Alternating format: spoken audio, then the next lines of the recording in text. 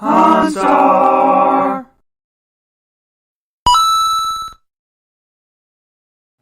And we're live. Hopefully, we're live. If YouTube is cooperating with us, Yeah. I won't say too much negative about it because the robots are currently listening to what we're saying. And if we upset our robot masters, they could possibly pull the plug on this stream at any time. Yes. So all hail the YouTube algorithm. Yes.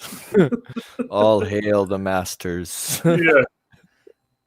So how are you doing, Canuck? You doing all right? Not too bad. Not too bad. Can't complain too much. I guess I should also let you tell everybody who you are and where they can find you at. I'm Rambling Canuck. I'm just a kind of half crazy Canadian. I do live streams mainly on Star Trek for the most part. I do Picard reviews, which I still have to do for episode 10, although I did a live stream earlier with it, which is why I didn't get the video up. And yeah, I just have rambles most mornings. I have mornings and evening rambles. I cover Star Trek for the most part, Star Wars. Sometimes I even dabble in wrestling just for fun because it's one of the fandoms I have, although it's all gone to hell. But, what can you do? Yeah. It's I think we discussed that a little bit last time we were on together, the whole Empty Arena show. Oh, yeah. Right now. That's Empty Arena WrestleMania is going to be interesting. Yeah, that's I've heard and read a lot of stuff about people aren't super stoked about what's going on right now, and it has shown a lot of people how crappy it kind of is when there's not an audience there. Yeah. So how are things up in your neck of the woods? The Great White North. Is everything going all right with the? No, it's going crazy. Beer bug? It's going crazy. Absolutely insane. Some of the proposals that they wanted to do, I'm thankful they didn't because it just would have been stupid. Like one of the genius people in our city hall decided, well, what we have to do is Winnipeg Transit, which is kind of provincially, like the city kind of funds it a little bit, like our transit system. Yeah, like your public transit. So one of the proposals was they were going to limit the buses to only 7 people at a time. Yeah, good luck with that in rush hour. Yeah, I was gonna say that wouldn't cause a backup at all. 7 people at a time. Like, oh no, wait a minute, no more people. We have 7. Yeah.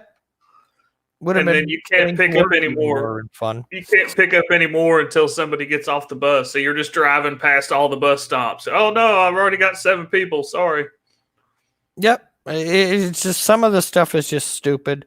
Our schools are closed right now, but they're still on the fence whether they're going to reopen them or not. It's just crazy. Absolutely crazy. Yeah, and they finally locked Atlanta down yesterday or the day before for a 14-day at-home quarantine in place.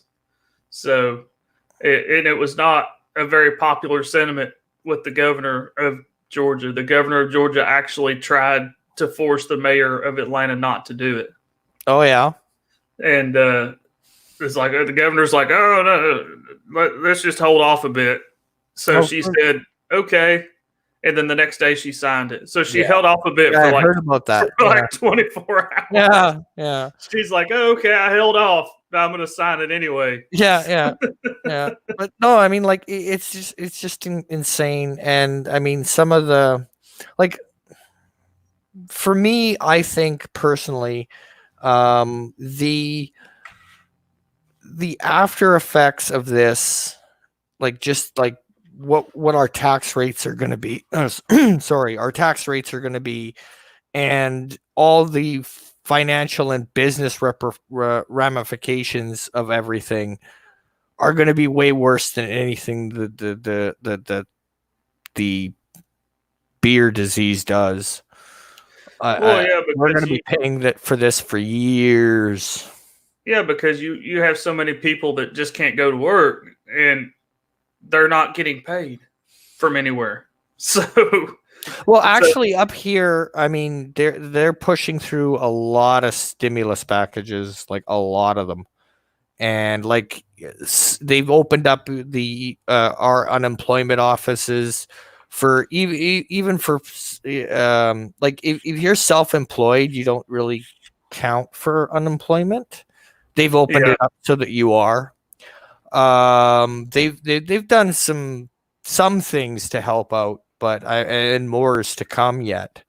But I mean, it's crazy. It is absolutely crazy. yeah, they're discussing all that here. They just haven't implemented it yet. So Oh yeah, we'll see. We'll see what it's happens. government. It's red tape and BS. Yeah, the Donald has said a lot about stimulus packages and doing this and that. And there's been several ideals, kind of bounced around, but it's all still in the works. I guess they haven't actually done it. red tape and politics. Gotta love it. So Anyway, let's get on to a kind of. a better. I don't think anybody's ever made this segue, but let's get on to a more cheerful topic, the Titanic. I mean, I don't think anybody's ever made that segue. Oh boy. That's pretty bad when you have to cheer everybody up about, hey, let's talk about the Titanic. So I'll start us off just a little bit, and then I'll kind of let you take over because, like we've discussed, you're way more into this subject than I am. I just kind of am the top of the iceberg. You're more the iceberg under the water to use a Titanic. So much credit. You put so much pressure on me. It's your time to shine, man. You better not blow it. Yeah, exactly. You did the same thing with the World Wars. Jeez. Don't go down like the Titanic. I'll just start out with the general history of all the boats. They were Olympic class ocean liners. They were built by Harland Wolff Shipyard for the White Star Line during the early 20th century, and they were, as we're going to talk about today, the Olympic was 1911, the Titanic 1912, and the Britannic 1915. All three were designed to be the largest and most luxurious passenger ships in the world, designed to give White Star an advantage in transatlantic passenger trade. And we'll kind of stop there because then it goes into other topics that we're going to obviously discuss. That just kind of gives a general rundown of where these ships originated and what they are. Yeah. And it should also be noted that only the Olympic and the Titanic were made first, and then several years later, the Britannic was finished. And which one did they change the name of? Was it the Britannic? They said they changed the name of one of them after the Titanic incident. Yeah, I think it was. It was supposed to be called Gigantic. Yeah, I think so. I think it was the Britannic that they changed. After the small snafu with the Titanic. Yeah, little oopsie. I guess they thought calling it the Gigantic was a little bit overkill, and they named it the Britannic. Well, and out of the three sisters, the Britannic was the biggest. Oh, okay. Yes, I guess that would make sense to call it the Gigantic, but I guess they had a double hull, which the other ships didn't. They thought maybe they should be a bit more humble after the other goings on. And the funny part was because they made it a double hull, they started saying the same thing they said about the Titanic, about the Britannic, which was it was unsinkable because they made all the improvements. Yeah, I think if I was the White Star Line, unsinkable would never have left my mouth again. Even if I built a rowboat, I would not say it was unsinkable if I was the White Star Line. Yeah, well, all three sisters were cursed. Even the Olympic, she had many oopsies. So which do you want to start with? Well, we'll start with the Olympic, but then we can take kind of pause on the Olympic and then transfer over the Titanic and then back to the Olympic, I guess. Oh, yeah, that's true. Because they intermingle there at the beginning. Yeah. Okay. Yeah, that sounds good to me. You'll have to you'll have to fill in dates and stuff because I'm terrible with dates, but I know the general information. Okay. Yeah. I got I have the Wikipedia page pulled up, so Okay. I'll try to fill the dates in for needed incidents and pertinent dates. Yeah. So the Olympic was the first one launched. And at the time, the Olympic was basically the biggest ship afloat. It was launched in 1910, but wasn't actually fully completed until 1911. 1911. See, you just need to wake up the old brain because it's been dealing with Star Trek for too long, too many hours. But the I guess the first biggest snafu with the Olympic would have been because the most ships of their size were on a 4-screw engine. Okay. The Titanic, the Olympic, and the Britannic were all 3-screw,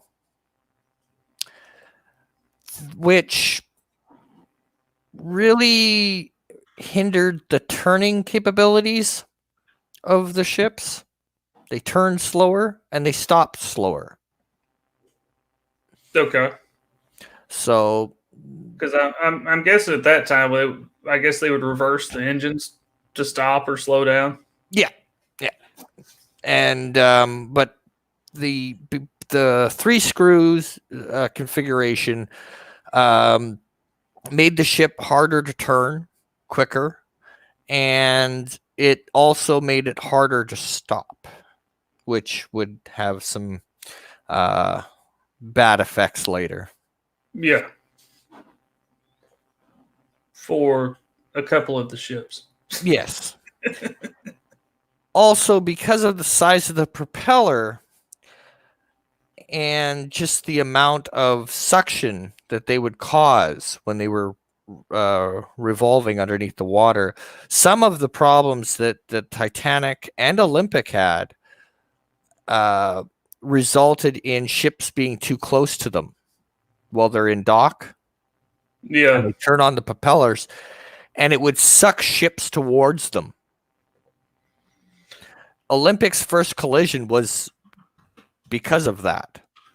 And then Titanic would have the almost exact same thing happen, except the captain was able to steer the ship and make sure that there was no collision. And the reason why the captain was able to do so was because it was the same captain captaining either ship at the time. Oh. Because the captain that was on the Titanic was Olympic's first captain. Oh, see, that's one I didn't know. Yeah, he was the inaugural captain of the Olympic. He was also the inaugural captain of the Titanic. He had just handed over the Olympic before stepping foot on the Titanic, shortly before. And one thing that, because he was at a stage in his career where he was winding down, he was basically getting ready to retire. So any of the major ships that White Star released, he was the inaugural captain. That was his role. Okay. Because he was trusted, and he had done the crossing before, and so he was a trusted captain. So he would be the inaugural captain, and then hand it off to the eventual who would be the captain ongoing. But he was just to make sure the first couple of runs went smoothly, because he was trusted. Which maybe they put a little too much trust in him. Well, we'll get to that when we get to the Titanic. In some ways, it was the captain made a couple of mistakes, but I'm not sure if you could really blame the captain at that point. Yeah, it's rather controversial, depending on who you talk to within the Titanic world.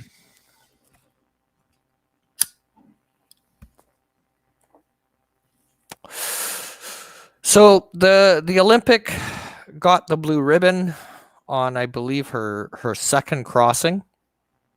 Now, if you don't know what the blue ribbon was, back in the day of major ocean liners, they all competed for the blue ribbon, and the blue ribbon was the fastest crossing between the UK and New York Harbor. Oh, okay. And they would all compete for that blue ribbon. And up until that point, the Germans had had it for 10 years or so, give or take. So no, wait, I'm jumping ahead of myself here. I believe it was the Mauritania that took it from the Germans. But anyway, yeah, I'm wrong. The Mauritania took it from the Germans. But anyway, the White Star Line had not had the blue ribbon because it went to either the Mauritania or the Lusitania. Mm-hmm. And so what they did was they got the blue ribbon. Now, what the blue ribbon allowed them to do was prestige. It was bragging rights. So in basically in your cruise book literature of the day, that would be something that would be noted. Yeah, it was a blue ribbon ship. It was the blue ribbon ship. There was only one. Okay, so at one time there could only be one. So there could only be one ship. So basically, every time they made a crossing, they were competing against. They were competing. Yeah. So if another ship, let's say the Olympic made it in 5 days, 6 days, 4 hours, and 33 minutes, and then the next day the Lusitania made it in 5 days, 3 hours, and 2 minutes, the blue ribbon would switch to Lusitania. So the ribbon got around, but it was to the point where it was a major competition, because if you had the blue ribbon, then people who had a lot of money would go to your ship because it had the prestige of the blue ribbon. They were going to get there the fastest. Okay. Makes sense. Yeah. Which played a big part in the Titanic's downfall. Yeah. Which we'll talk about later, that they pushed it probably a little harder than they should have for the conditions. Yeah.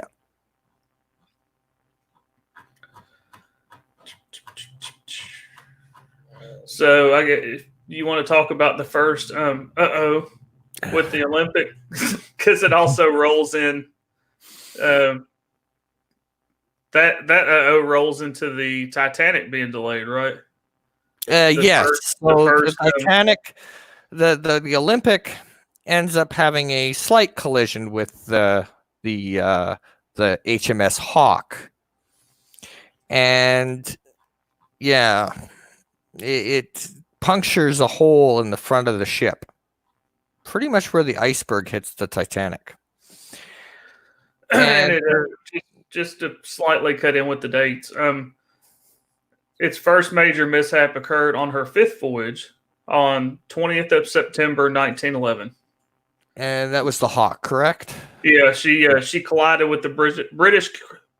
I can't fucking talk. The British cruiser HMS Hawk. So I don't know. It says they were running parallel to each other through the Soylent. I don't even know what the Soylent is, but apparently it's it's okay. It's the strait that separates the Isle of Wight from the mainland of England. Yeah, and basically what ends up happening is the Titanic's the Titanic, the Olympic, it's the propellers that pull the Hawk in. Yeah, it almost suction.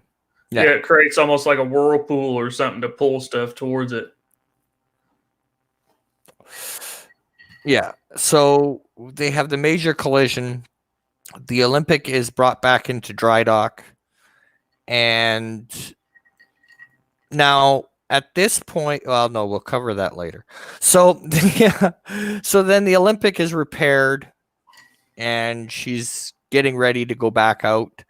She goes back out, then she comes back again while the Titanic is being finished and outfitted because she blew a propeller. That's her next oops, is she blows a propeller. And just a slight aside of the Hawk, which makes the collision even more of an uh-oh, is the Hawk's bow had been designed to sink ships by ramming them. Yes. It collided with Olympic's starboard side near the stern, tearing 2 large holes in the Olympic's hull, probably because the ship was designed to ram and sink ships. Yeah. It's, oops. So now the big controversy with that was the White Star Line, because the way they were passing was the Hawk was coming towards the Titanic or the Olympic. The Olympic was going towards the Hawk, and they I can't remember the exact terminology, but they believe that the Olympic was on the left. The Olympic thought they were on the right. So there's different rules, right? There's different rules to play by. Yeah, like who has right of way. And stuff like that. On the water. The Olympics captain and the White Star Line believed that the Olympic was in the right and the Hawk was in the wrong. However, the government and the panel who oversaw that, sorry, just a minute. When it went to investigation, surprise, surprise, the military ship was cleared of all wrongdoing, and it was thrown on the Olympic. So yeah, they and apparently the HMS Hawk suffered severe damage to her bow and nearly capsized. Yes, she was repaired but sunk by the German U-boat SMU-9 in October 1914. So she didn't have a very lucky streak afterwards either. No. But so out of that, I guess, hearing, the White Star Line was found at fault, and lo and behold, the military ship was definitely in the right. However, people who go back, they argue about that, whether they were actually in the right or not. DJ says no matter what, a pink bunny and a dinghy has the right of way. I think that is part of the rules of the ocean, if I remember correctly. That's maritime law. Yeah. So you said it throws a propeller and comes back a second time. Yeah. And then that's fixed, and then she goes back out again. And which of those incidents was the one that delayed the build or finishing of the Titanic? Was it the collision or the propeller? Propeller. Okay. So they're trying to hurry up and get her back out, and so they put the other on hold to hurry up and get the Olympic back out. Yeah. And then the Titanic is launched.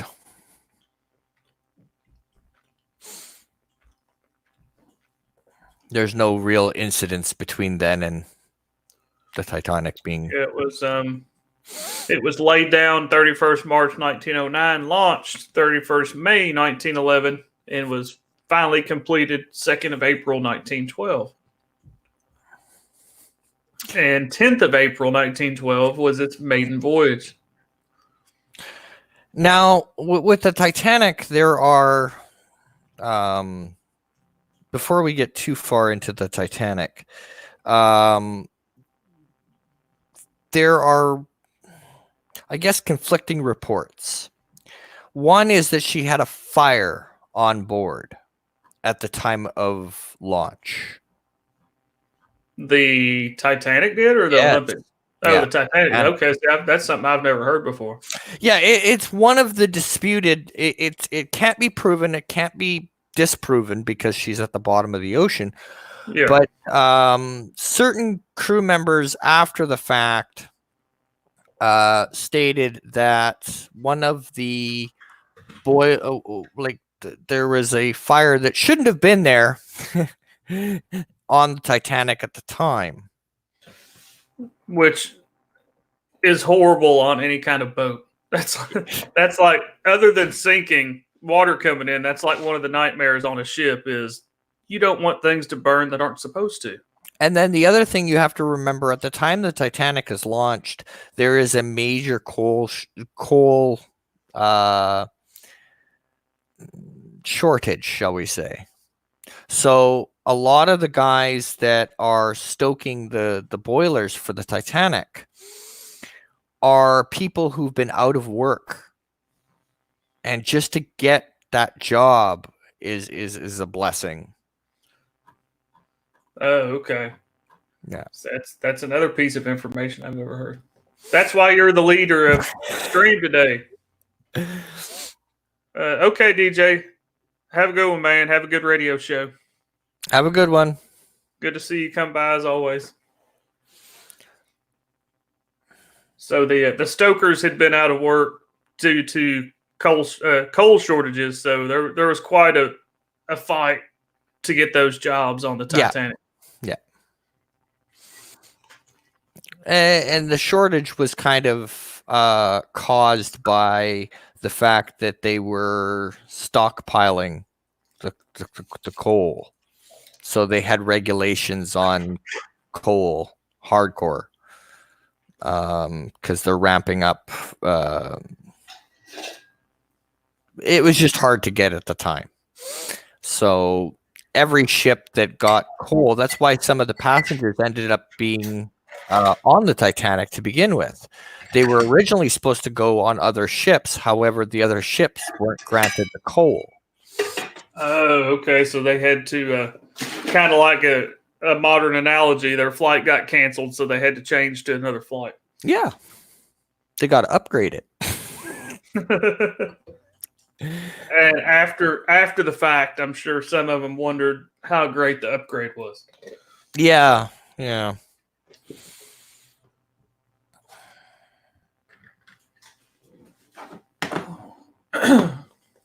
So the Titanic, when it's launched, one of the things that is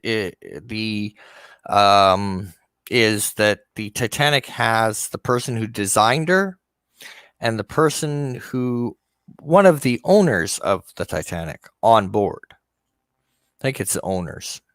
Anyway, one of the big players. And this is why some of the blame can't be all thrown on the captain, because a lot of people feel that the person who owned the Titanic was really pushing for them to get the blue ribbon on the first crossing. Yeah, which is not that it's a historical documentary, but they do touch on that in the movie Titanic. Yes. Yeah. That they're talking about being more cautious, and he's like, no, you're not. No, you're not. You're going to push it as hard as you can push it.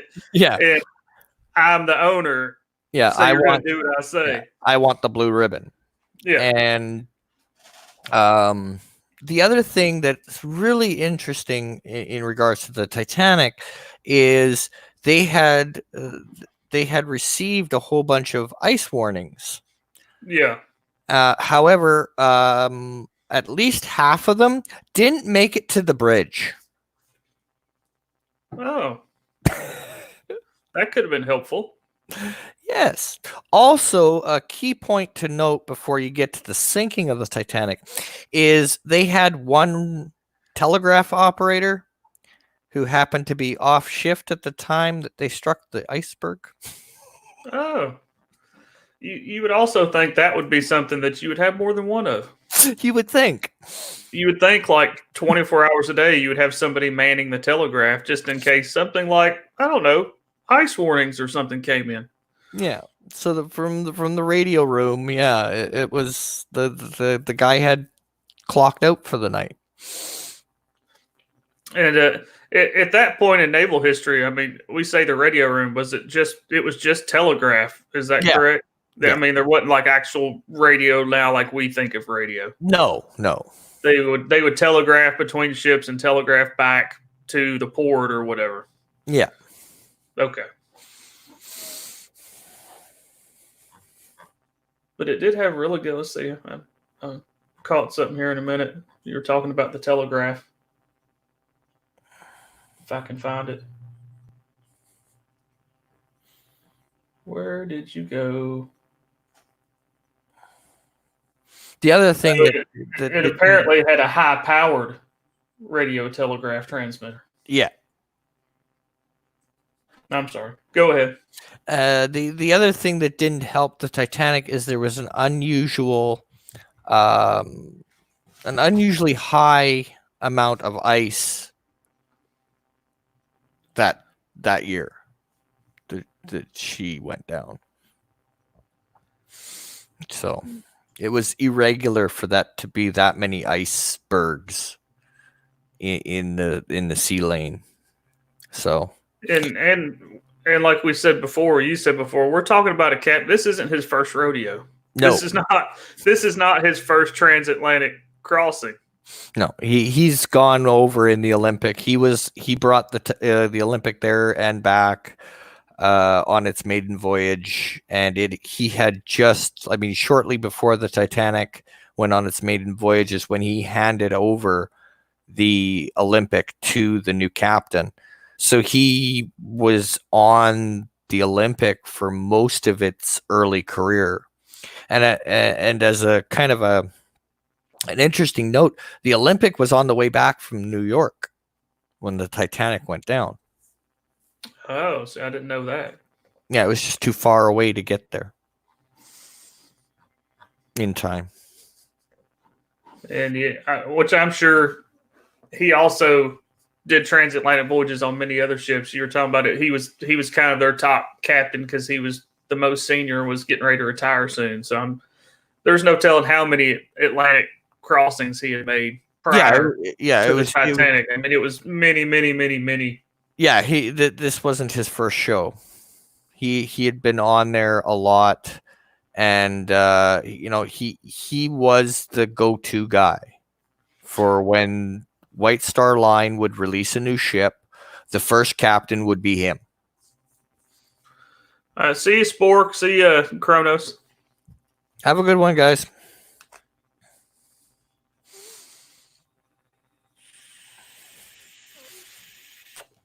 So, but yeah, so then they leave Southampton and then Liverpool, and then they go across, which is supposed to be a 6-day journey, I believe, if I remember correctly, to the port of New York.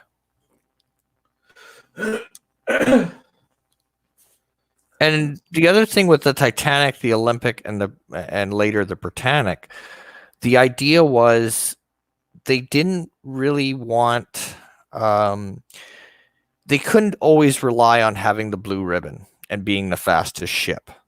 Yeah. So one of the ideas of the Titanic, the Olympic, for the most part, was that they would, if they couldn't be the fastest ship on the waters, they'd be the most elegant ship on the water. And as an aside, I'll screen share which everybody's seen this that's seen the movie Titanic, but I'll show the grand staircase of the Olympic if I can find. There we go.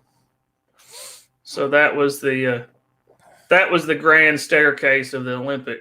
So, and Titanic's was very similar to that. So they tried to make it the most luxurious. It's like flying. Yeah, they had first class of its day. They had swimming pools. They had gyms. They had dance halls. Yeah. And the other thing that they wanted was very spacious decks, which is why the promenade or promenade, however you want to say it. Yeah. So the positioning of the lifeboats was a minor inconvenience because it was taking up deck space. Yeah, yeah. You don't want lifeboats protruding into your deck space when you want a grand promenade. Yes. So people, after they have their cigar and their brandy, can stroll along the grand promenade. Yeah. However, it should be noted that as far as the legal aspect of how many lifeboats the Titanic, the Olympic, carried at the time, they were within the legal bounds because for like the British government had a ruling that you had to have, I believe it was 16 4 8 6 4 8 12. Anyway, you had to have X amount of lifeboats for a certain tonnage of ship. The problem is they didn't update that for like 20 years. So it was like 10 years. And it didn't take into account the number of ships people. got bigger. Yeah, it didn't take into account the number of people. It just said, oh, this ship's so many tons, it needs X number of lifeboats, even though there's more people on it. Well, it's just not even that. It's like saying because let's say I'm not going to be right, but let's just say it topped out at 10,000 tons and the Titanic is 20,000 tons, right? So anything over 10,000 tons would have the same amount of boats. Would have the same amount of lifeboats as a 10,000 ton ship, right? Meanwhile, it's 20,000 tons, but they haven't made the corrections for the bigger ships. And that's the point a lot of people miss, I think. Obviously, they say, oh, it's a horrible disaster, and this was wrong, that was wrong. And a lot of people are like, well, they left without even enough lifeboats for all the people. But like you said, they were legally within the law of how many lifeboats they needed. Yeah. Every ship was like that. So, I mean, as far as legally, they weren't negligent in leaving with the number of lifeboats they had. No, they were not. Because the idea was that you would get on the lifeboat and the Titanic would act as a lifeboat because she wouldn't sink. Yeah, and if something did happen, you'd have plenty of time for somebody else to come get the people off. Yeah. So it was naivety and the fact that the laws did not catch up with the technology when it comes to lifeboats.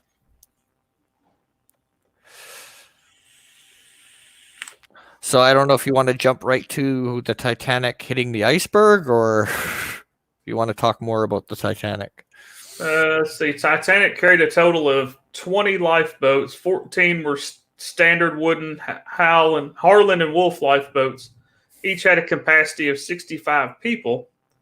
And the other 4 were Englehart collapsible lifeboats with a capacity of 47 people each. In addition, she had 2 emergency cutters with a capacity of 40 people each. And that was the legal jargon. It was within the legal limits. So yeah, let's see her. She was registered in Liverpool.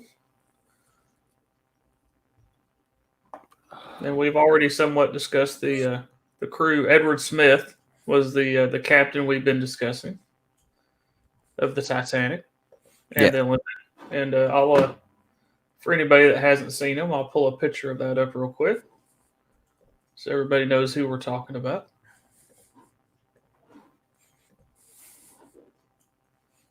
Looks like a fine English gentleman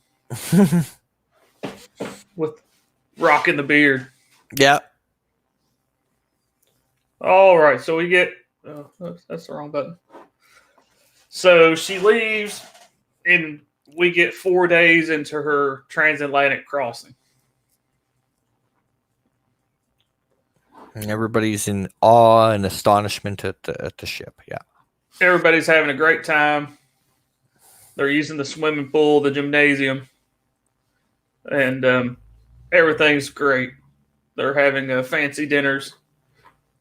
And then at 11:40 p.m. ship's time on April 14th is when things start to go horribly wrong. Yes. So Frederick Fleet spotted an iceberg immediately ahead of the Titanic and alerted the bridge. First Officer William Murdoch ordered the ship to be steered around the obstacle and the engines to be stopped. But it was too late, which goes along with what you're saying is they weren't the most nimble craft. No. So basically, he throws the engines in reverse, and I believe it was called to port. Yeah. So if he thinks he's going to kind of, well, my hand's going opposite because of the way the camera is, but I think he thinks he's going to kind of do this instead of hitting the iceberg. Yeah. Which some people say would have been a better thing to do, but but yeah, so he follows standard procedure and he turns it to port, which if you look at it, people would say, well, why did he turn it to port? That's turning it towards the iceberg. To turn the ship, because now you're in full reverse. To turn it left, you have to steer it right. To turn it right, you have to steer it left, right? Yeah, because so it's opposite. Yeah. So to a modern sailor, that makes no sense. To them, that was the standard practice of the day. Yeah. Because he came under heavy criticism because of it. Because a lot of your modern sailor would go, well, that's not how you do it. Why would you turn it towards the iceberg? No. He's turning it away. It's just different steering mechanisms, folks. Yeah. So he tries, but it's too late. And if I remember right, some of the other difficulties were one of the difficulties that the actual person on watch didn't have binoculars. No, they didn't have binoculars. I don't think so. Yeah, and that was one of the things that people talked about is why did the person on watch not have binoculars? Because they had binoculars available. For some reason, he was not issued a pair for his watch. Yeah, it's crazy. And they say the one of the other issues was, if I remember right, is the sea was like glass. It was like smooth, and they're normally with a bit of a rolling sea, you would see the waves breaking on an iceberg to where you could see it way sooner. Yes. And that didn't happen because it was like a perfectly glass calm, smooth sea that night. Yeah.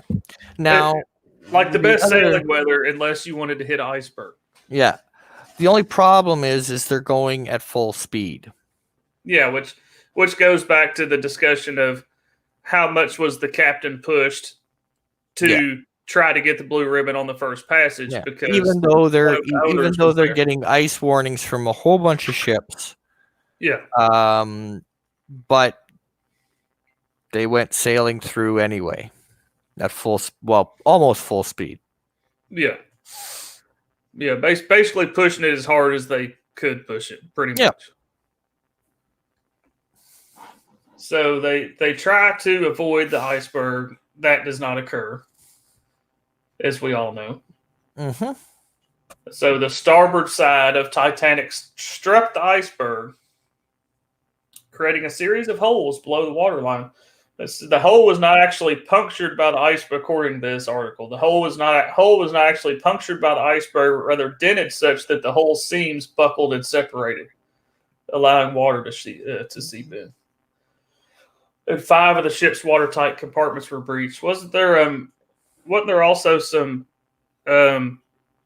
conspiracy as to if the proper rivets had been used? Yes, and that's been proven to be false.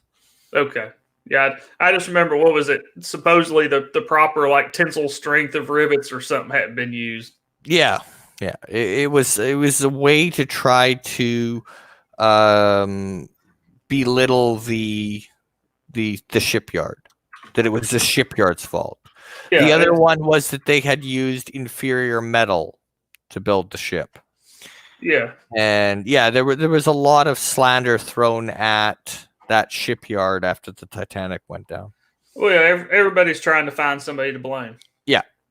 So they're going to blame the amount of lifeboats. They're going to blame the captain. It's going to run downhill. Oh well, the people that built the ship screwed up, not us. Yeah, pretty much. The rivets weren't right. Yeah. The temper or whatever of the steel, they cut corners or saved costs. They didn't use the correct steel because it was, they were hurrying to build it or whatever. Yeah. Yeah.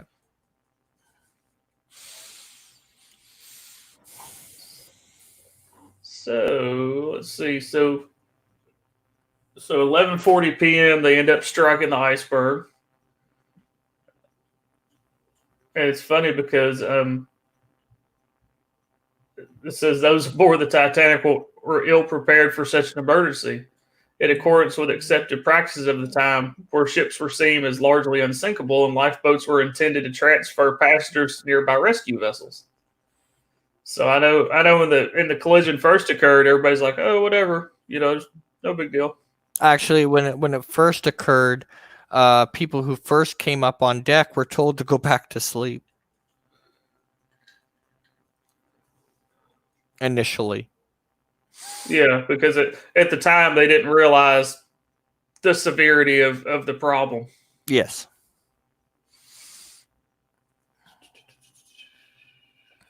So 5 of the ship's watertight compartments were breached. And as we discussed in the refitting of some of the later ships, or the building of some of the later ships, the watertight compartments weren't quite as watertight as No, they thought. on the Titanic they were lower, and on the Olympic, and then the Olympic later on went in for a refit after the Titanic sank. It was brought in for a refit.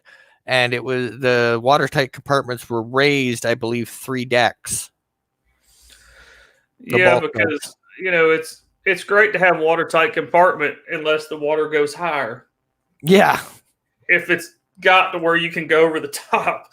To me, and I'm no shipbuilder, but to me, if I say it's a watertight compartment, to me that would mean it can never go out of the compartment anywhere else. To me saying, "Oh, well, it can go up and go over to me, I'm like, well, then how is that a watertight compartment? Because if the compartment fills up and it goes to another compartment, obviously it's not watertight."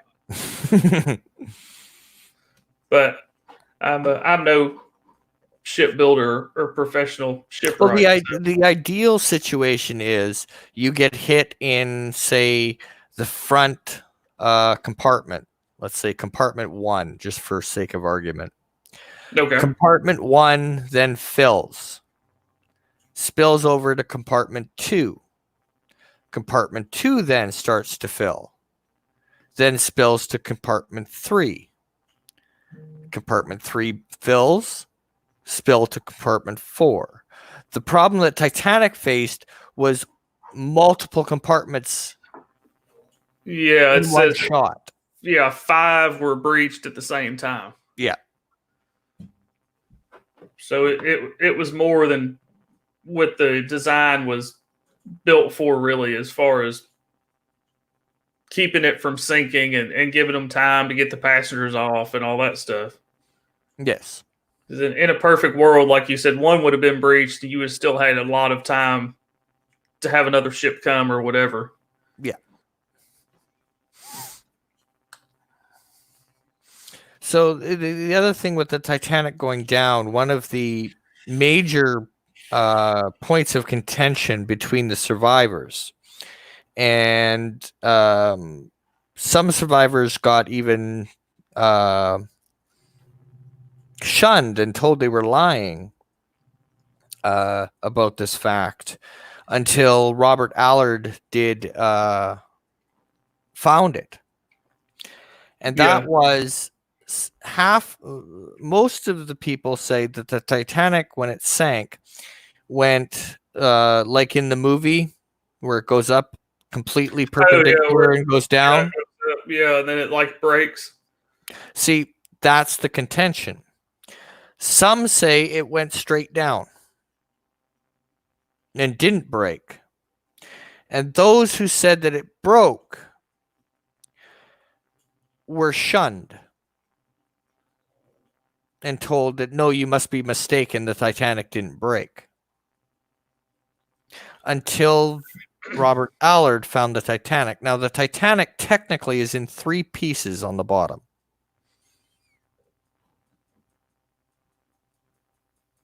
So it broke again.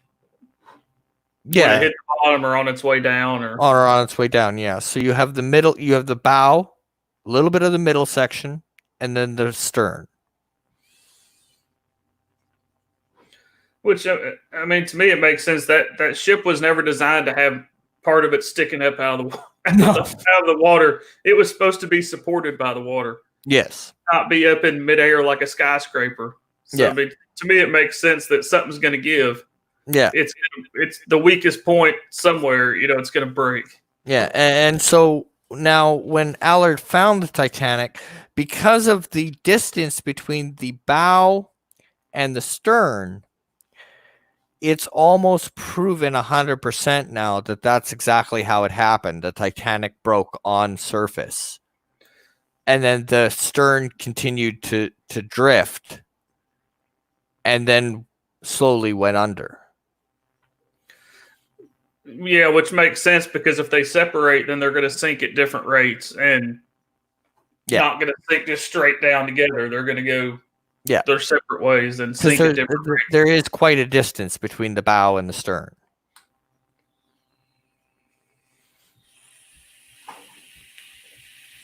And then the boilers are in the debris field. So let's see. Between 2:10 a.m. and 2:15 a.m., a little over 2.5 hours after the Titanic struck the iceberg, her rate of sinking suddenly increased as the boat deck dipped underwater and the sea poured in through open hatches and grates. And all this time, we have the radio man, as you say, they get the radio man in there. Mm-hmm. And he's constantly sending SOS messages, calling for other ships. They're firing off rockets. They're signaling with lamps. But none of the ships were close enough. That's incorrect. Okay. There was one visible. They could see it over the horizon. When the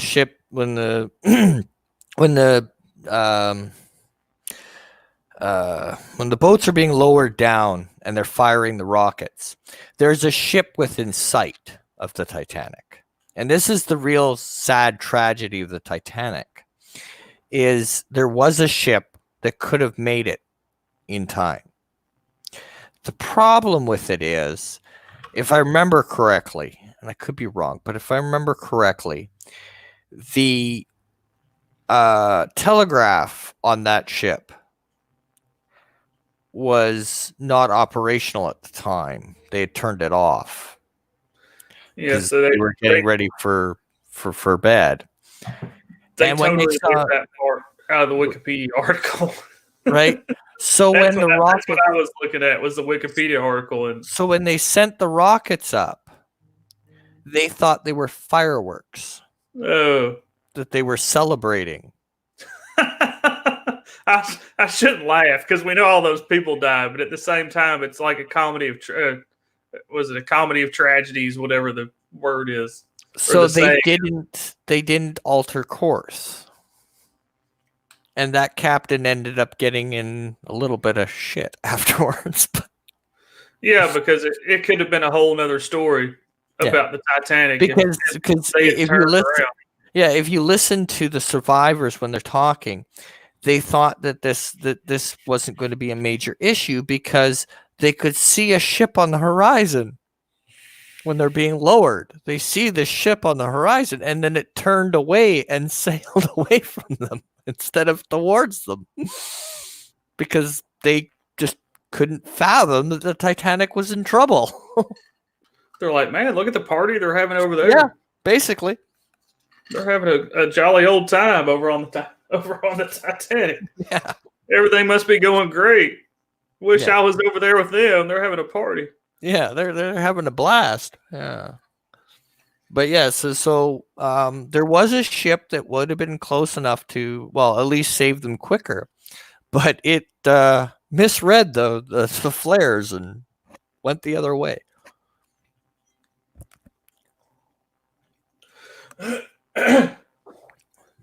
So they eventually realize things are not going well. I mean, they know it wasn't going well when they hit the iceberg, but they realize things are really, really turning south quickly. So they go from, oh, don't worry about it, go back to bed, to, holy shit, we better get people in the lifeboats. Yes. Now this causes several problems, and again, this is a debated thing. However, they believe, because of footage they've gotten from the Titanic where she sits, that they've pretty much been able to prove that this is the case. However, on the Titanic, there were different classes. You had first class, you had second class, and you had third class in steerage. So the different classes of people. So you basically go from, well, we'll say most expensive ticket to cheapest ticket, but at the time it would have been most well-to-do people to the lowest people on the tier of people. Yes. Now, on the stairways to get up to the different tiers. Okay, so you had your first class deck, your second class, your third class, and then steerage. There were on the lower decks for the cheaper ticket people, right? There were metal gates, locked metal gates. Yeah, because you don't want somebody from steerage accidentally walking into first class. Yes. And a lot of those gates were left locked when the Titanic went down, which means that people couldn't get from the lower decks to the top decks using those stairwells. Which I've kind of already talked about it a minute ago. And like I said, I know it's not a documentary, but they do a decent job of covering a lot of this stuff in the movie Titanic. Yes. As far as things like that, about pushing the ship harder, the gates being locked, they do keep some true stuff in it other than just Jack and Rose and Draw Me Like Your French Girl. Yeah. But yeah, so a lot of the gates were locked on the lower levels. So that's why a lot of them did not get out. And it is one thing that is disputed from the movie, whether it actually happened or not, was the band playing until they sank. Oh yeah, right. That's kind of an contested whether it was actually, and you wouldn't have been able to hear it as much as far as you do on the actual movie. Like, yeah. So, I mean, it's possible, but I mean, there's no way to prove one way or the other if that actually happened, that the band played until the ship went down. As a slight aside, because I thought this was funny, I saw it on Twitter, I think, but with all the beer bug stuff going around, there was a little video that I saw on, I want to say it was on Twitter, where two people went into like a Walmart dressed in like tuxes, like how people on the Titanic would dress in their best. Like they show in the movie, the band players are dressed, in tuxes, basically dressed really nice. They go into Walmart with like violins and get chairs and put on those, the cheap orange life jackets that they sell at places like Walmart. Mm-hmm. And they sit in the toilet paper aisle and play like they play in the movie Titanic as the ship's going down, because all the toilet paper was gone. Anyway, I'm sorry. Yeah, I thought that was a funny video. Yeah. So, they had that working against them. And then the other thing was women and children first. Yeah. Was a thing. And, but some of the women wouldn't go. So you had people arguing on that. They didn't want to go without their husbands, I guess. Yeah. Yeah. And so and also the first boats that were lowered were only lowered with half the people. like half capacity. Yeah. So they weren't all filled either. And do you think that was because of the bad training the crew had, or do you think that's because at the time they still thought, oh, it's just a precaution? Yes. We'll bring you back when the ship Yeah. comes. You'll be rescued by another ship. Yeah, you'll be. Some of them had the expectation that they'd be brought back on board. Yeah, they're like, oh, just put your life vest on and y'all go hang out in the lifeboat for a little bit. And we're gonna 30, 40 minutes. We'll have you back once we get everything worked out. By morning, we'll have everything worked out. Yeah. So the original idea was this was just precaution, and that they would be probably either back on board the Titanic or on another ship by morning. And so, unfortunately, the Titanic is going to go down. It's going to sink. And it sinks, and the people that are in the water are basically doomed. A lot of them are not going to make it. It's only the people in the lifeboats. Because of the let's see, the water temperature was 28 degrees Fahrenheit or -2 degrees Celsius. Yeah. And sudden immersion into freezing water typically causes death within minutes, either from cardiac arrest, uncontrolled breathing of water, or cold incapacitation, which is hypothermia, basically. And some of them even got sucked down by the Titanic itself. So they jumped off the ship only for the ship to drag them under, because they didn't get clear of it. So it says almost all those that entered the water died of either cardiac arrest or other bodily reactions to freezing water within 15 to 30 minutes. Only 5 of them were helped into lifeboats, though the lifeboat still had room for almost 500 more people. So, I mean, like you said, if you went in the water, you're pretty much doomed, because if you don't die on impact, because the shock of the cold water can cause you to have a heart attack, then you still only had 15 to 30 minutes to get out of the water. And then at the same time, you still had to have your core temperature raised, because you could still technically, I guess, die of hypothermia if you couldn't get your body temperature back up. Yes. Because the water was so cold. Yeah. So a lot of the people that jumped did not make it. Unless you had a piece of a door to float on. Yeah. Where only one person could fit. Yeah. Oy. Yeah. But yeah, it does talk about what you're talking about. We're saying for many years, it was generally believed the ship sank in one piece. But when the wreck was located many years later, it was discovered the ship had fully broken in two. Yeah. This is part of the reason why the Titanic was so hard to find, because she was not where she should have been if she had gone down in a single. And after the other ship that we talked about that was closer, or you talked about that was closer, they're still constantly sending signals by wireless. They're still firing off rockets. And it says LAMP, which I assume is kind of like the current, SOS or whatever you do, LAMP signals like they do in the Navy and stuff. Yes. Yeah. And so she get the ones who do survive, they make it to New York. And a lot of the passengers on the Olympic that were traveling from New York to, I think, Liverpool, I think would have been the first stop. Anyway, they weren't notified by the crew of the Olympic that the Titanic had gone down until they reached Liverpool, which pissed off a few people.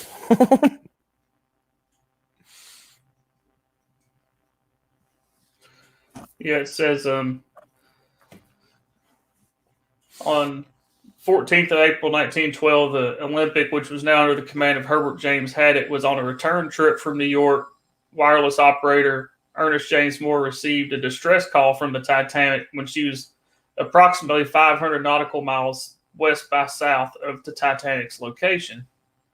They did plot a new course, ordered the ship's engines to be set to full power, and headed to assist in the rescue.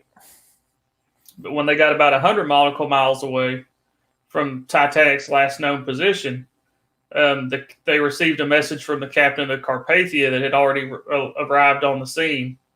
So the Olympic basically then resumed its course. Yeah. For, let's see if it says where it was going. Southampton. Yeah, Southampton. It was on course for Southampton. Yeah.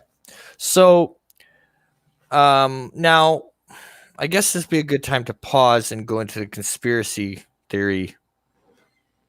Oh, the Olympic and Titanic conspiracy theory? Yeah. So this has been basically proven to be absolutely false. But it still persists to this day. There are people that will swear on a stack of Bibles this is what happened. However, just the amount of evidence and to pull this off would have been absolutely impossible with the time given. And what the main points of the conspiracy theory is after the collision with the Hawk, that the Olympic was found to be unrepairable. She was not going to be a long-term service ship, and she was going to be sent to the scrap heap.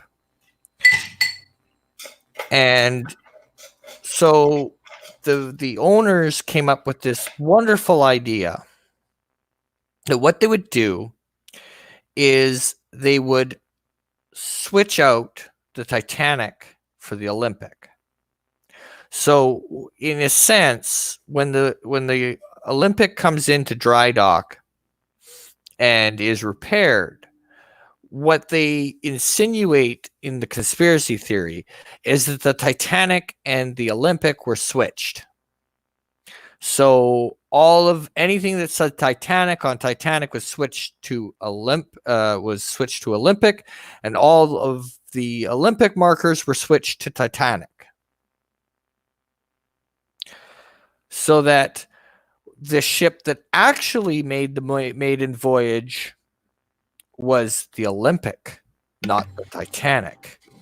And that the ship that's at the bottom of the ocean is the Olympic, not the Titanic.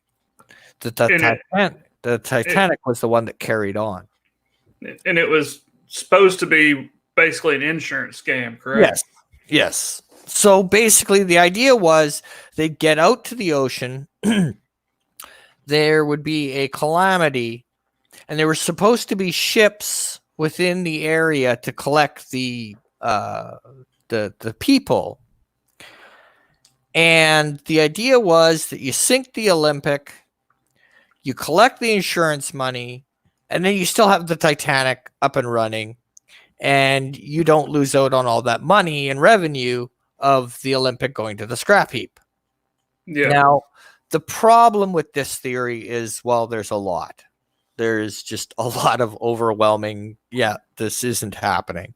For one, the amount of time that the Olympic was in dry dock was not enough time to do that kind of a switch. Because what you have to remember is each one of these ships had their own designated numbers, right? So for Olympic, it was 400, hull number 400. For the Titanic, it was 401. Now, those numbers are put on everything. Wooden paneling, the propellers, everything. Every place they could put that stupid stamp, they put it. Yeah, so you would basically have to have totally stripped one ship, put it in another ship that you also stripped to put in that ship. That's correct. And you would even have to change the propellers, because the propellers would have to be 400 and 401 respectively. Yeah. And they just didn't have that kind of time. Well, and the fact that somehow all these years you've kept everybody that worked in the shipyard quiet about it. Well, there's that. And then the other problem with it is the There was a hull fragment brought up from the Titanic when it was found. And the stamp on the hull fragment is 401, which is the Titanic's marker, Yeah. not the Olympics. So just it's interesting to listen to and interesting to see, how they explain it and why they give the reasons for it and everything. It's a fun little thing to listen to, but it's absolute malarkey. Oh, I've had conversations with people that you cannot change their mind that it was not that. That the conspiracy isn't true. Oh yeah, And I've even said that. I mean, like I said, I'm not a super Titanic, Olympic, Britannic historian or anything, but I've even said like you, I'm like, so okay, so because there was even differences in the way the ships like interiors were, because these were hand built ships. yes. I mean, the woodwork and all that stuff was like old school hand built carpentry. It wasn't like a mass produced thing. No. So you're saying they totally stripped one ship, let alone the numbers on propellers and stuff, but they literally stripped one ship, put it into another, and put the interior of that ship into the other ship, let alone change the stamp numbers on everything. Yeah, and I mean, it's just crazy. To give you an idea of how much they'd have to strip, they'd even have to they'd have to strip out the carpets because there was markers on the carpets. So to be 100% different, to do it properly, so it could never be, nobody could ever go, wait a minute, that's the wrong marker on this ship. Even the carpets would have to be changed, which is just ridiculous. It's absolutely ridiculous. But to this day, there are people that will sit there and, oh no, it's the Olympic at the bottom. Yeah, and I would also guess, even though supposedly part of the conspiracy theory is nobody was going to die, there was going to be ships around. Yes. If I was one of the owners and that was really going to happen, I would more than likely not be on the ship, even if it had been arranged to have everybody picked up. Yeah, that's probably not where you want to be. Yeah, because stuff can always happen. Yeah. So I would be like, okay, yeah, we'll do that. Telegraph me when it's done. Yeah, I'm not going to be on there. Came out of the Titanic, especially the Titanic, was, and it came out afterwards. So some of these are a little shaky, and some people believe them, some people don't. But there was a lot of people that did last minute cancellations, which is what fuels the conspiracy theory. Because the ones who did last minute cancellations were very well-to-do people. Yeah. So it adds fire to the conspiracy that they were tipped off, and that's why they canceled at the last minute. Yeah, I've also heard that part of the theory. Yeah, that there was people that suddenly mysteriously became ill. I forget now who one of the big ones is, but there's one particular person that supposedly him or his wife became ill, but they were supposedly ill, but they were also seen the same day, like out and about on town, that the Titanic left. So they're like, oh, that's obviously they were told not to go, blah, blah, blah. They weren't really sick because they saw them out on the town eating dinner or whatever, Yeah, exactly. So it's just, so yeah, I mean, but the conspiracy theory itself has been basically put to rest. I mean, it's not the Olympic that's on the bottom; it's the Titanic. And but one of the major things that came out of this was the Olympic had to get so much done to it after this before they'd even let it sail again. It cost White Star Line a lot of money because they had to completely revamp the Olympic, and they had to get it approved before it was allowed to sail again. They had to raise the bulkheads. There was some other stuff that they had to do that they felt, well, no, this has to be done before the ship is cleared again because of the Titanic sinking. And it also changed a lot of things for other ships too, like the amount of lifeboats. It forced them to really take a hard look at, well, maybe, we've had this law in effect for 15 years. Maybe we should upgrade it. So there was some good that came out of it, but it was says the number of lifeboats on Olympic was increased from 20 to 68, and extra davits were installed along the deck to accommodate those. Inner watertight skin was also constructed in the boiler and engine rooms to create a double hull. 5 of the watertight bulkheads were extended up to B deck, extending the entire height of the hull. This corrected a flaw in the original design, in which the bulkheads only rose up as far as E or D deck, a short distance above the waterline. The flaw that had been exposed in Titanic sinking, where the water spilled over the top of the bulkheads as the ship sank and flooded subsequent compartments. Yes. In addition, an extra bulkhead was added to subdivide the electrical dynamo room, bring the total number of watertight compartments to 17. Yes. So the amount of work that was put into the Olympic, and actually that wouldn't be her only overhaul. She had a couple more throughout her lifetime. She also had a few more oopsies. Off the coast of the United States, there was a I can't remember exactly what kind of ship it was, but it was much smaller than the Olympic. And she was coming towards the port of New York, and it was dense fog. And the Olympic could not stop fast enough because the ship just appeared in front of them through the fog. And the Olympic cut her right in half. Yeah, it says it's in 1934, Olympic again struck a ship. The approaches to New York were marked by light ships, and Olympic, like other liners, have been known to pass close by these vessels. On May 15th, 1934, Olympic, inbound in heavy fog, was homing in on the radio beacon of the Nantucket lightship.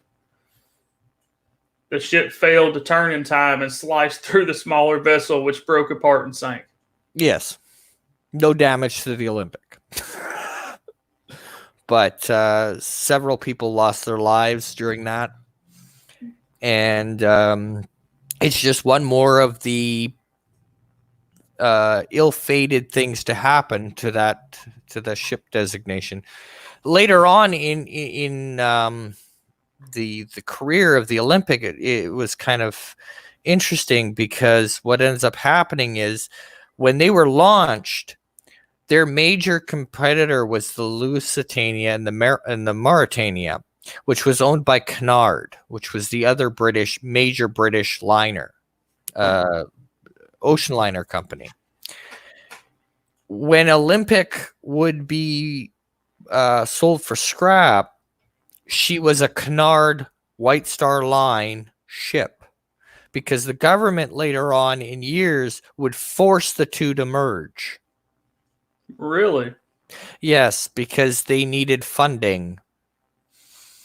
And the government was only willing to fund one. So they forced a merger between White Star Line and Cunard. Okay, I see this here. In 1934, the White Star Line merged with the Cunard Line at the instigation of the British government to form Cunard White Star. The merger allowed funds to be granted for the completion of the Queen Mary and the Queen Elizabeth. Yes. So the ships that they were designed to be the rival of, they ended up under the same umbrella later on in years. So I guess we want to go to the Britannic now. Yeah, I think we've covered the Olympic and the Titanic now. Yeah, now we can switch gears to the Britannic, who's also had a very interesting career. Yes, she did. So it was the Britannic. I think we covered this already. Was the third and final vessel of the White Star Line's Olympic class of steamships, and she was the fleet mate of the Olympic and the Titanic. Britannic was launched just before the start of the First World War, so it was originally laid down on the 30th of November 1911. launched on February 26, 1914. It was completed on December 12th, 1915. And then was put into service in the First World War, basically December 23rd, 1915, as a hospital ship. Now, the part that leaves out is the fact that the Britannics was put on delay in the building yards. And it was actually the war that forced that ship to be completed. Okay, so they put it on delay for what reason? Because Financial. Oh, okay. So then when they see that it's going horribly bad at the First World War and everything, they push it into completion. The government pushes it into completion and brings it on as a hospital ship, yeah. Okay.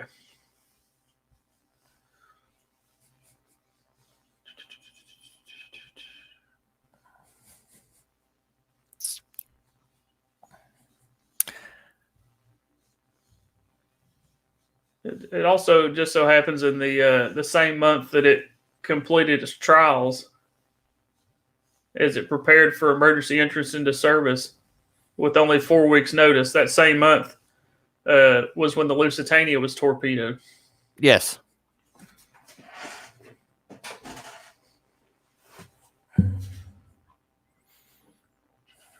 But they felt that because she had a double hull, like a complete double hull, she was that she was perfect to be a hospital ship. And the thing with the hospital ships was they were not allowed to carry, like some merchant vessels would carry guns that could be used to defend themselves. A hospital ship was not allowed to be fired upon because, in essence, they were meant to carry both German injured and ally, like Axis, and like the good guys and the bad guys were both to be carried by the hospital ship. Yeah. So that's why they were not allowed to be fired upon. And here's it makes us think of, the Red Cross today. Red Cross stuff isn't supposed to be fired upon. So that was that's an illustration of the Britannic painted up, I guess you would say, as a hospital ship with the red crosses and everything on it. Okay, so now before we get to her fateful voyage, there is one little bit of stupidity that just shows you the chaos of the war.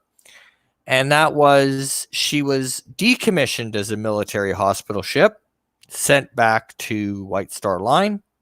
White Star Line has her in dry dock, and she's being stripped of her medical bays and military service, and being refitted for her ocean passenger, to be put back as a passenger liner. As they're completing the passenger liner swap out, the military, because of Gallipoli, decides, no, we need it back. So they recall it into service. So just as they were done swapping it out, they had to swap it all back. And they were given like 48 hours to do it. Yeah, it says that they had been refitting it for several months when that was interrupted and the ship was recalled back into military service. Yeah. It's like, so we don't need you anymore. Whoops. Yeah, we do. You know all those fancy wood panels and stuff you put in? How about you take those back out and put the hospital beds back in? Yeah. It wouldn't be so much trouble. And could you do it in 48 hours, please? Yeah. A little bit of a dick move. I wonder what they paid to reverse it. It does say that the British government paid the White Star Line £75,000 to compensate for them refitting it, for passenger service again. Yeah. But then they turned around and said, "Oh, wait a minute, rip all that shit back out." Yeah. So I wonder. It may say here somewhere. I don't know. That's all it says. I'm sure they paid them some money after that. But Yeah, it's like, we kind of jumped the gun on that. We kind of need her back. How about you just forget what you just did for the last couple of months and you strip all that shit out of there, please. So it says that apparently she made a 5th trip as a hospital ship. She made a 4th and a 5th trip as a hospital ship, and the 5th trip was marked by a quarantine of the crew when the ship arrived at Madros, however you say that, because of foodborne illness. yeah. And then we get to the fateful trip. Yeah, the last voyage.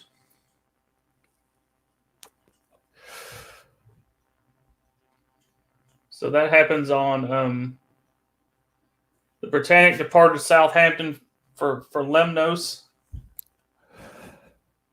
on 2:23 in the afternoon on November 12th, 1916.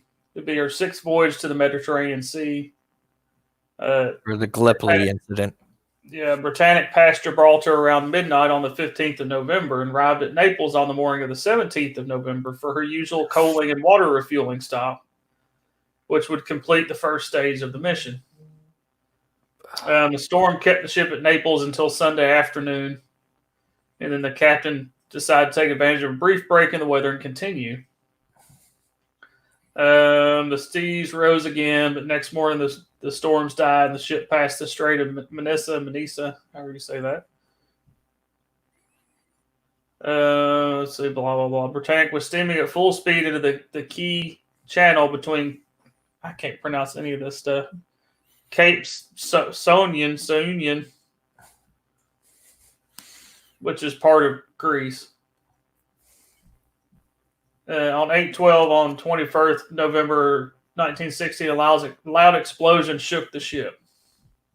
So she strikes a mine. Now, what they've later found out after the war was it was just bad timing. The Germans had just laid that minefield 2 days before. Or day before, or 2 days before. Yeah, it says, like the day before that mines were planted in the key channel. Yeah. By SMU-73 under the command of Gustav Sieb. Yeah, it was just, they were just put there like the day before. Well, and the funny thing is, if it hadn't been held in port an extra day because of weather, yeah, the mines wouldn't have been there. The mines wouldn't have been there. That's right. Now, the confusion over the Britannic is they released a movie, sounding familiar, and in the movie, because hitting a mine isn't really, all that exciting, they changed it. And in the movie, it was a German sub that sunk the Britannic. So now to this day, you have people who argue whether it was torpedoed or it hit a mine because of the movie. Yeah, and the only thing in this article they say about the torpedo is originally it wasn't apparent if it was a torpedo or a mine, but then it was revealed later that, like we said, that ship had just laid mines like the day before. Yeah, so and also the damage on the ship on the bottom is pretty evident that it was a mine, not a torpedo, because steel acts differently depending on which kind of explosion. Yeah.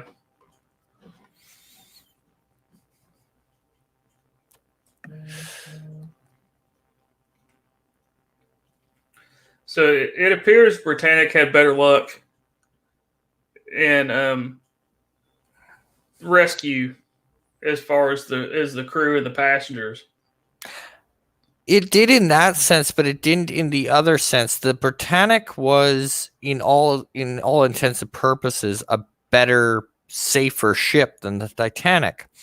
However, the Titanic took 3 hours to sink, and 2 hours and change. The Britannic went down in 55 minutes. Hmm. Give or take.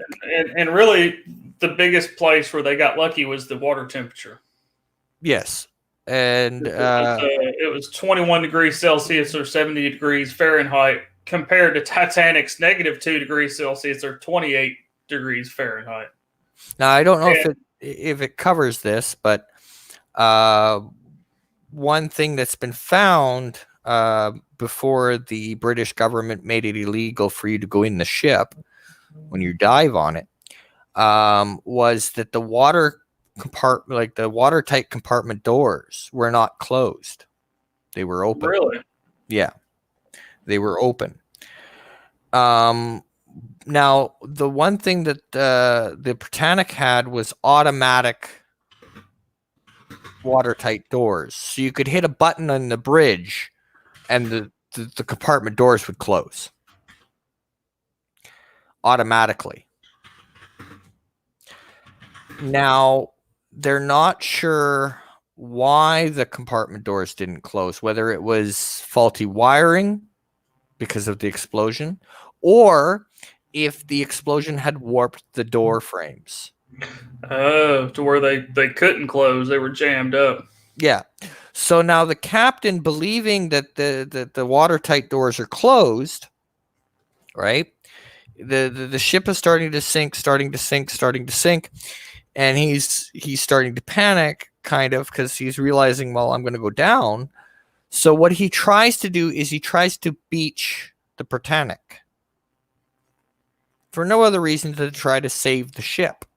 Yeah, to keep it from actually sinking. If he beaches it, it won't sink anymore. That's right. So he orders ahead. He makes the ship drive ahead. Well, the damage is in the front. But what he doesn't know is that his tight doors are open. So all he's doing is forcing water into his ship, sinking it faster. Yeah, so basically he's forcing it to sink faster. Yes. Which, I mean, it was a good idea. Hey, let's beach it, then it won't sink. If it hadn't been front end damage. Yeah. So that's a little tidbit for the Britannic.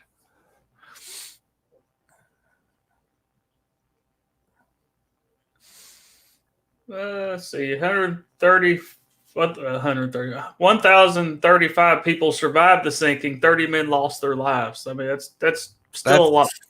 Yeah, that's better odds.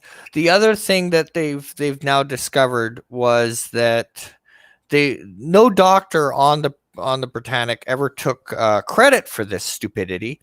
However, one of the things that were also contributed to the Britannic's quick sinking was one of the doctors, who never admitted it, had ordered all of the portholes on certain decks to be opened for ventilation, even though there were no patients that required ventilation. So when the ship is going down, the water is not only entering from there, but from the open portholes on the side of the ship. Yeah, I'm sure whoever made that decision forgot they had made that decision. Yes, it was not a popular one. He's on the rescue ship going, did you hear some dumbass said to leave the portholes open? I hate to be that guy. Yeah, I'd hate to be that guy. Definitely wasn't me. It was that new rookie. Had to be that rookie. Yeah. Somebody's like, wasn't that you, Bob? No, I have no idea what you're talking about. Whoever that dumbass was, though, he was an idiot. Yeah, he's a dumbass. Keep the sinking ship ventilated well. That was some dumbass decided to do that. Yeah. But yeah, it's actually very controversial. But once they found the ship, they noticed, these portholes are open. What the hell? on his headstone, it says, so and so died, lived this day, died this day. Sorry about the portholes. Yeah, exactly. Something like that. Yeah.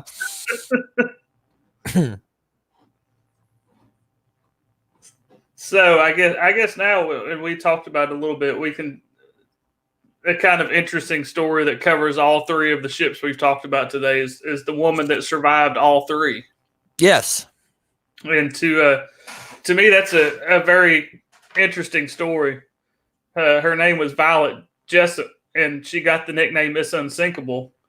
Yeah, I'll be right back. I just go to the bathroom, so you fill them in on that, and I'll be right back. Okay. She survived the sinking of the sister ships Titanic and Britannic and was also aboard the Olympic-class vessels when it had a major accident.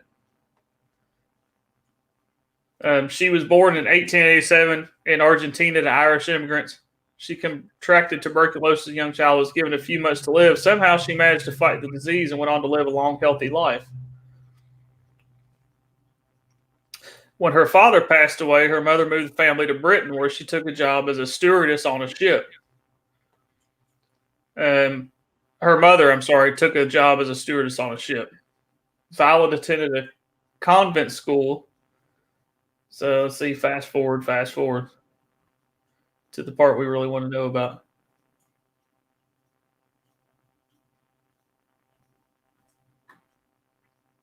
So let's see. So she goes to work for the White Star Line. She started out on the line's ship, the Majestic, but she switched to the Olympic in 1910. So just quickly, did you cover the initial reason why it was hard for her to find work? Oh, because she was a woman and she was too good looking? Yeah. Yeah, her employers believed that her youth and good looks would be a disadvantage to her, causing problems with the crew and passengers. Over the course of her career, she got at least 3 marriage proposals while working on various ships. Yeah, that was kind of comical. Yeah, one from an incredibly wealthy first-class passenger. She solved the problem by making herself look frumpy with old clothes and no makeup, and then had more successful interviews. Yeah, I thought that was kind of interesting. Yeah, we're not going to hire you. You're too good looking. And she actually isn't a bad looking woman. Yeah. If you pull up a picture of her, she's dressed as a nurse. So I mean, she isn't well. That's kind of a small picture, but she is an attractive woman. Yeah. So she was too attractive to be on the ship. Because her job was mostly older women that would be hired. She switched to the Olympic in 1910. She worked long hours for minimal pay. She made $2.10 every month, or what would be about $200 in today's money. Or I'm sorry, pounds. 200 pounds in today's money. It was just 1 year later when trouble started in 1911 when the Olympic collided with the HMS Hawk. Both ships sustained considerable damage, including the Olympic having its hull breached below the waterline, but miraculously it didn't sink. They were able to make it back to port, and Violet disembarked without being harmed. A couple of years later, as her luck continues to go great, a couple of years later, the White Star Line was looking for a crew to cater to the VIPs aboard the unsinkable ship, the Titanic. It took a while for her friends and family to convince her it would be a wonderful experience. It was definitely an experience. Violet eventually decided to take a job on board the ship. And as you already know, the Titanic struck an iceberg and sunk, killing more than 1,500 people. Violet was able to escape the disaster on Lifeboat 16. In her memoir, she recalls, "I was ordered up on deck. Calmly, passengers strolled about. I stood on the bulkhead with the other stewardesses, watching women cling to their husbands before being put in the lifeboats with their children. Sometime after, a ship's officer ordered us into the boat first to show some women it was safe." As she was jumping into the lifeboat, she was handed a baby to care for. when they were rescued by the Carpathia, the baby's mother, or at least Jessup thought it was, found her and whisked the baby away, literally grabbing the baby out of Jessup's arms and running off. Once again, Violet lived to sail another day, although she did later state the thing she missed. The first thing she missed after the Titanic sank was her toothbrush that she had left on board. So that's mental note, anybody. If you're ever in a ship sinking, don't forget your toothbrush. Yes, it's very bad. Bad form. Bad form. Of all the shenanigans that happened that night, she's like, fuck, I left my toothbrush. Oh, damn. Left the kettle on, too. Yeah, all these people are like, you see all like dead people frozen in the water. Right? She's like, if only I had my toothbrush. That's kind of a kettle on, too, I think. That's kind of a funny note to say after being involved in a disaster like that. You know. Oh, my damn toothbrush. Sorry about all the people that died. Yeah. I wonder if any of them had their toothbrush. Yeah. If you find the ship, could you grab me my toothbrush, please? Bloody hell. It was a really good toothbrush. Well, she didn't make very much a month, so we don't know how much of her salary it took to buy that toothbrush. I mean, she only made the equivalent of 200 pounds in today's money, so it would have been like, what was it, 2 pounds and 10 pence? I don't know exact British currency, but in money of the day, it was like $2.10 or whatever. That'd be what, 2 pounds and 10 pence or something like that. Something like that, yeah. You'd think she'd stop getting on ships at this point. I would. I know I would.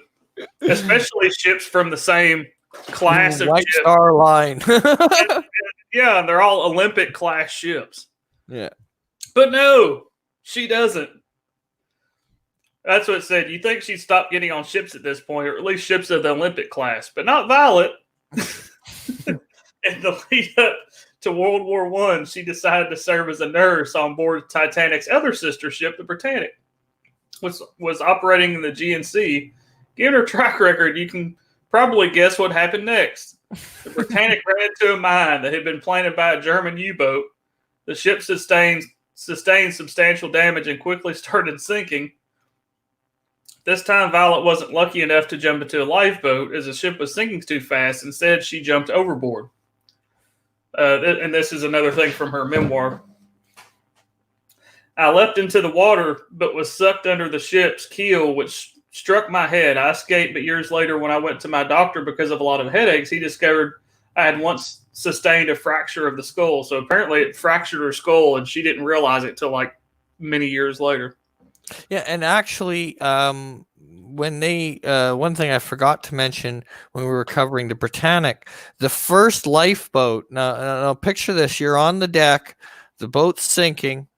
You watch them launch the first lifeboat, right? The first lifeboat that launches gets sucked into the back of the Britannic and chopped up by the propeller. Does that give you any confidence? Oh, that's horrible. Yeah, I think I would be like, I'll kind of wait. I'll wait. You know, the water's not too cold here, luckily. I may let a few more boats go and kind of see how that works out. I need to go get my toothbrush. Yeah, pretty much. I'm waiting to see in this article if she remembered to get her toothbrush, because I think that's funny that she said that. She joked that she only survived because of her thick hair, which cushioned the blow. So she gets sucked under and her head hits the keel of the ship. So I guess somehow she breaks free. Oh, this is hilarious. I was just joking about this, but this is hilarious. She joked that she only survived because of her thick hair, which cushioned the blow. She also stated this time she remembered to grab her toothbrush before evacuating, unlike the Titanic. So she did learn a lesson from the sinking of the Titanic. Don't forget your toothbrush. Yeah. Yeah. Even this latest disaster was not enough to deter Violet. After the war, ships were becoming more and more popular form of transport. Even cruise ships were starting to emerge. Excuse me. Violet left the White Star Line for the Red Star Line and worked on a ship doing world cruises for several years. So she was on 3 disastrous ships. Yeah.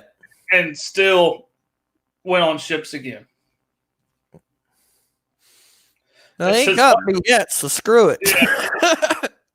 It says, luckily for Violet and everyone traveling on the ship she was aboard later, no such vessels she worked on ever sustained significant damage again. She did take a clerical job after World War II, and then went back to working on Royal Mail ships for a few years, and she retired at the age of 61. She died in 1971 at the age of 84. Yeah. So that's quite a story. It kind of throws pieces of all the ships we've talked about today together in one. And I think it's hilarious that she said, unlike the Titanic, I remember to take my toothbrush this time. Yeah, if I remember correctly, she filled her pockets with a whole bunch of stuff, and her family, if I remember correctly, has all that, all the items that she took off the Britannic to this day. Oh, that's cool. Yeah, I didn't mention that in the article, but that's cool. I'm sure she grabbed other stuff if she grabbed her toothbrush. Including a clock. Oh, really? Yeah. Like a ship's clock? The clock on her nightstand, yeah. Oh, okay. Yeah. So, yeah, she definitely led quite a life. And had really good luck. Yes. Or she was crazy. A little bit of column A, B, and C. I would think definitely after the Titanic, that would be kind of the straw that broke the camel's back. The first time it'd be like, oh, stuff happens. But the second time I would be like, I'm never even looking at the ocean again. Yeah, it's like there is somebody who doesn't like me up there, and I am not going on a boat. Yeah, and instead she worked on boats pretty much the rest of her life till she was 61. Yeah, crazy. She's obviously a braver person than I am. Tough as nails. If I survived one sinking, I would probably never go on a ship again. I'm not tempting fate. Even if I had remembered my toothbrush, I wouldn't go on another ship. Yeah, I can imagine people on the Britannic knowing she was on the Titanic, and they're like, "Oh, damn, the ship's going down. What can we do? We know you were on the Titanic." She's like, "Everybody, go get your damn toothbrushes." Yeah, dummy the hell up. Yeah, everybody, go get your toothbrushes, and you'll be all right. But yeah, I always think of being on the deck and the boat's sinking. Everybody's in panic, and the first lifeboat's launched and gets sucked immediately into the propeller, and boom. Yeah, I'm pretty sure a lot of people backed away from the rail at that point. Oh darn! And before that, people were probably pushing to get to the lifeboats. Then they're like, "You go." "Oh no, you go on and go." "Oh no, you go." I forgot. First. I forgot. I got to go get my toothbrush. You can go on and go on this one. I'll go on the next boat. Yeah. They're like, everybody in the boat. Yeah, everybody in the boat, and they're like, "No, did you not just see what happened?" Ladies first. Yeah, women and children first. You sure the men? Are you sure y'all don't want to go first? I mean, nope, we're good. Yeah. Yeah, we'll wait till the propellers quit chopping off the lifeboats, then we'll go after that. Yeah. Yeah, that is crazy. It's just, man, all 3 of these ships. It's crazy that all 3 of them were sisters, all of the same class from the same company, and now. How much bad luck, Well, just think, if the rumors and the online articles are correct, just think, in 2022, you could buy a ticket for the Titanic 2. Yeah. It's supposed to be in China. Yeah. It's supposed to be like an exact replica, isn't it? Yeah. Or pretty close? Pretty close. The power plant will be obviously modern. A lot of it will be modern. It will have basically what you have to think of when you think of the Titanic 2 is think car restoration. So on the shell, so the outside, it will look like the Titanic. On the inside and the actual engine and everything else, it's going to be modern, super, super modern. So you'll have modern engines, you'll have modern propellers. It will have all of the modern bells and whistles, but it will look like the Titanic. And the best part of that is they want to take the exact path that the Titanic was supposed to take on its maiden voyage. Of course you would. Well, I don't know if we want to take the exact course. No, I mean, I'm sure it'll be fine. Because that had a little bit of a wet ending. Wet ending. So, but I'm sorry.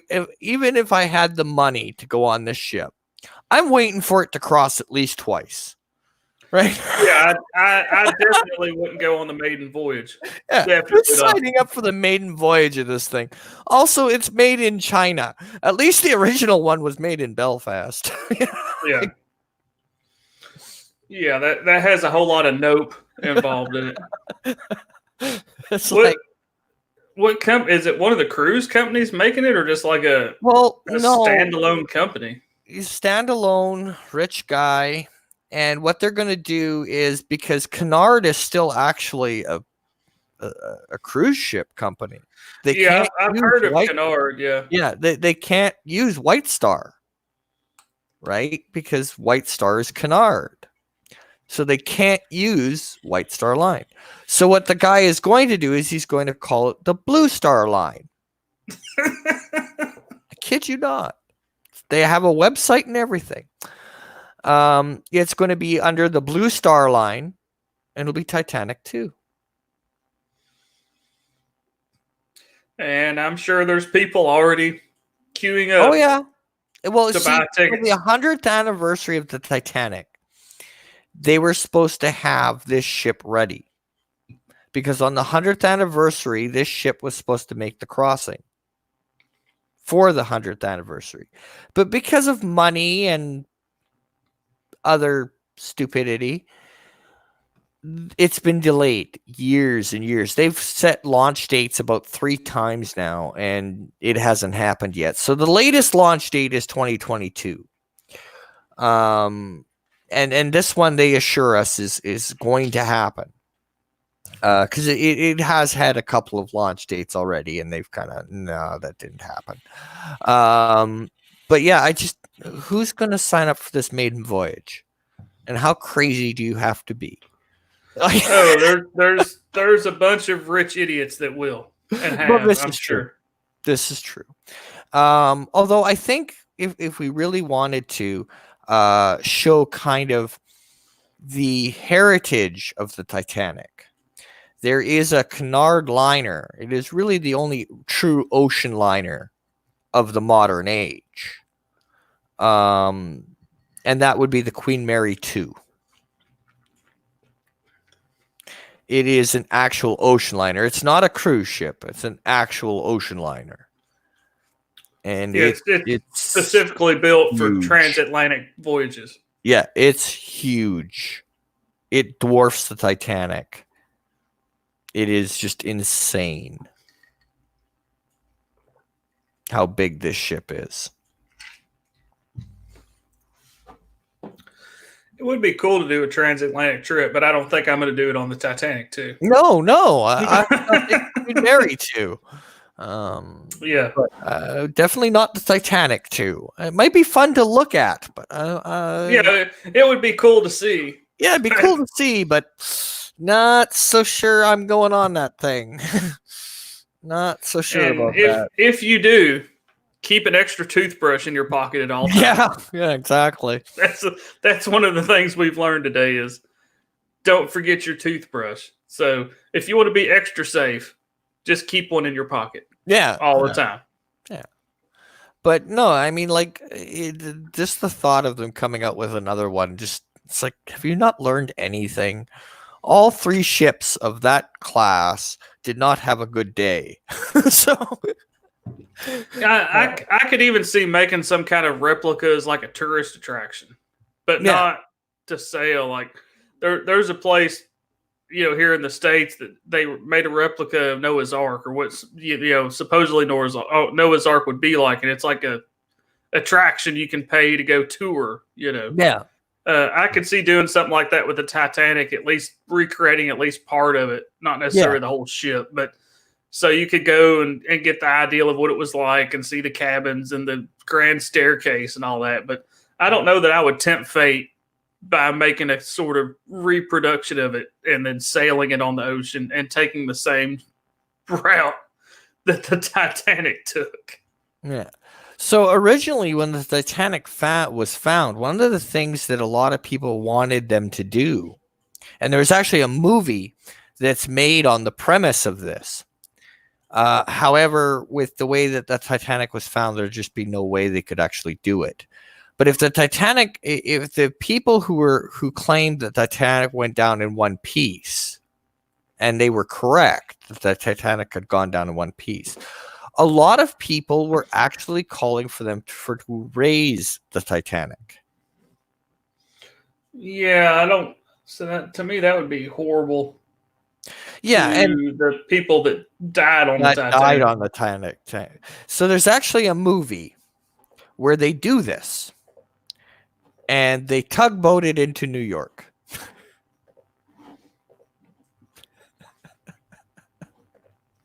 That makes sense. Oh yeah. So they raise the Titanic, they make her watertight, and then the Titanic finally arrives in New York at the end of the movie. Very interesting. That makes me think of like a zombie movie or something where a zombie ship comes back.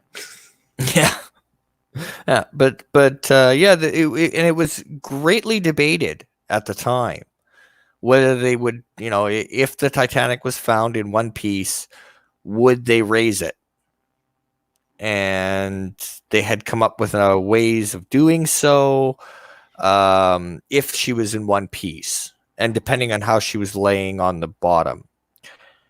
And there were people that actually wanted her raised. I don't know why, but they did. They wanted the Titanic raised. And Ballard basically was like, yeah, no. And it's been marked as a monument, and yeah. As it should be. I mean, it's basically a graveyard, more or less. Basically.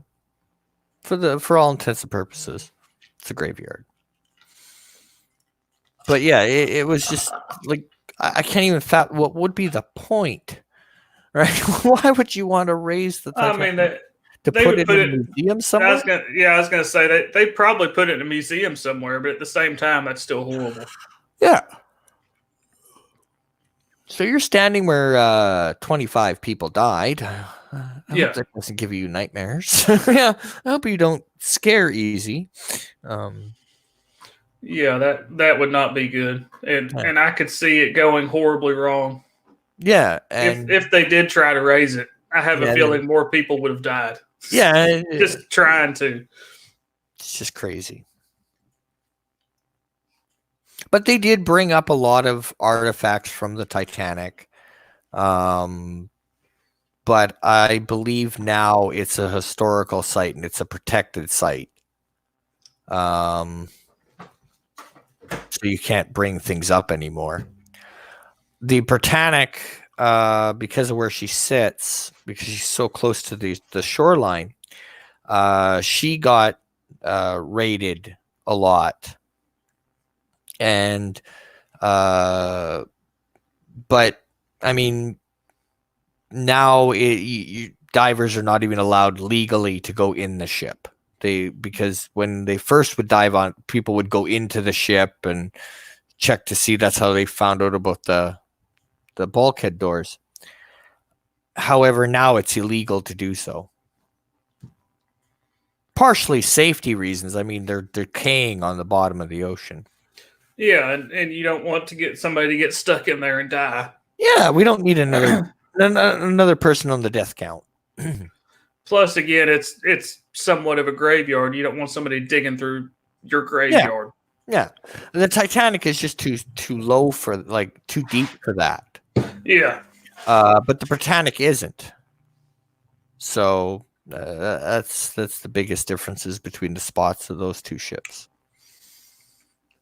Also, the Titanic had 4 funnels.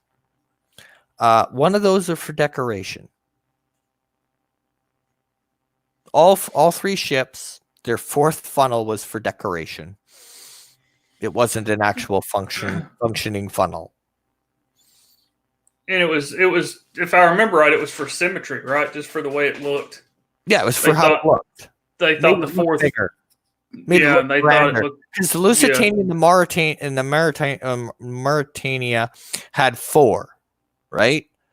So if the Titanic is launched, if the Olympic is launched and it only has 3, visually people are going to go, well, that's smaller than the Lusitania. The Lusitania has 4 stacks, so they put 4 on just so that it wouldn't appear smaller. So just for the aesthetic. And there's cruise ships that still do that today. Like Disney Cruise Lines have so many stacks, and one of them only actually has stuff coming out of it. Yeah. The others are just for decoration. Yeah. To make it kind of look like an old school ocean liner. Yeah. But the 4 stack was just there to make it look pretty. Well, it's definitely been an interesting topic today. Yes. Like I said, I love anything historical, and it's still crazy to me that all 3 of these ships from the same class, from the same company, had all this stuff happen to them. It's it's mind blowing.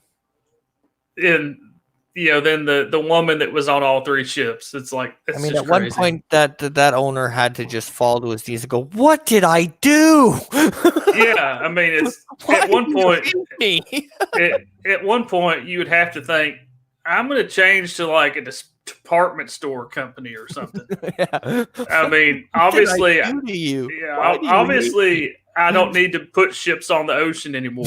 I probably shouldn't even have a rowboat, honestly. Yeah, it's like maybe I should just. This isn't for me. The signs are there. Yeah.